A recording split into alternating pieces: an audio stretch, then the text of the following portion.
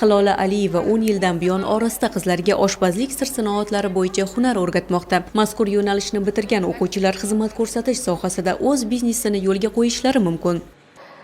Oshpazlik yo'nalishi 2 oy muddat davom etadi. Bizda 2 ta smena bo'ladi. Ertalabki smena, obeddangi smena bo'ladi. Bu yerda har xil yoshdagi ayol qizlarimiz o'qisa bo'ladi. O'zimiz o'zbek milliy ovqatlar, Yevropa taomlari, salatlar, shirinliklar, somsalar, har xil turdagi somsalar o'rgatiladi. Bizdan olgan sertifikatlari bilan bog'chalarda ishlash mumkin, klinikalarda ishlash mumkin, oshpazlik yo'nalishida ishlashi mumkin.